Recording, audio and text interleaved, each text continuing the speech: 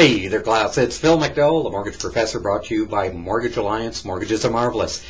Topic today, well, it's topical because yesterday, on July the 20th, the Bank of Canada increased their interest rate a whole 0.25%. Now, this has caused anguish and tribulation for a lot of people who are sitting on the fence wondering if, with their existing mortgage, is this the time that they change from variable rate to a fixed rate, or they're looking at getting a brand new mortgage and they're saying, I don't know. Do I take variable or do I take fixed? Well, everyone's going to tell you, well, it depends on your risk tolerance. Well, what the heck do they mean about that? Well, in most cases it means, listen, let's do a comparison. In this case, a $400,000 mortgage, you've got a choice between a fixed of a 5-year at 4.19%. compared to a variable with a discount, that with the discount you're at 2.2%. Now obviously the numbers look like, hey, there's a 2% spread. What's the catch? What's the catch? Well, there is a catch, because for those people who are very concerned about not having a payment higher than X amount of dollars, well, the 5-year fixed for $400,000 and a 35-year amortization gives you fixed payments of $1,800 per month and change. They won't change as a payment over the next 5 years. You pay those payments, balance comes due, then you have to renegotiate. But for 5 years, you've got stability of payment.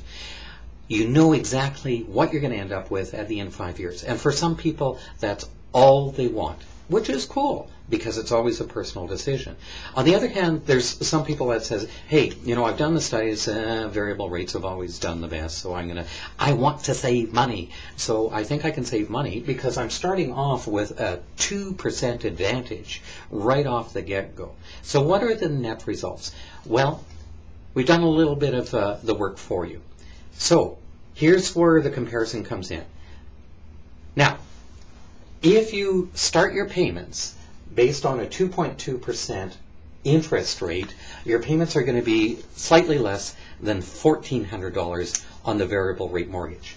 But let's talk about that risk tolerance. It's either a prognosis, anticipation, or fear that you have about what if.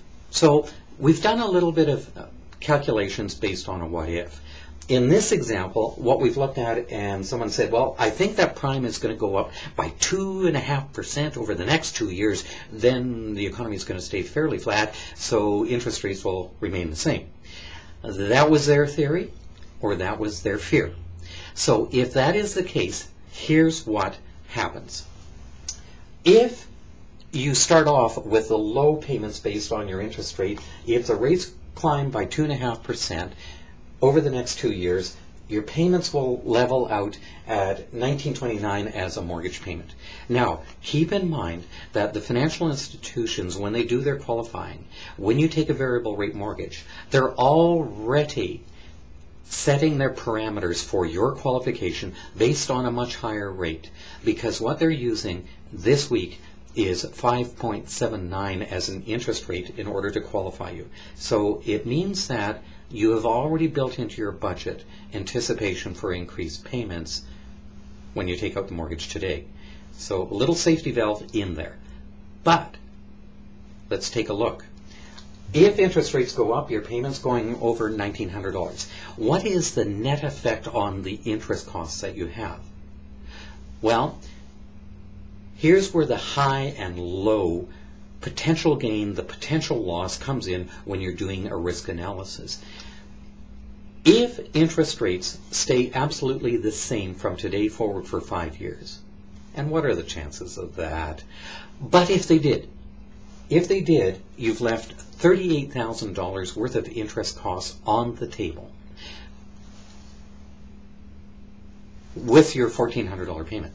Now, what happens if the interest rates, as you predict or you fear, go up by 2.5% in the next 2 years, level off? If you just graduate your payments as these changes occur, you'll lose, compared to a fixed rate mortgage cost, about $500. So that's not a big risk based on this forecast.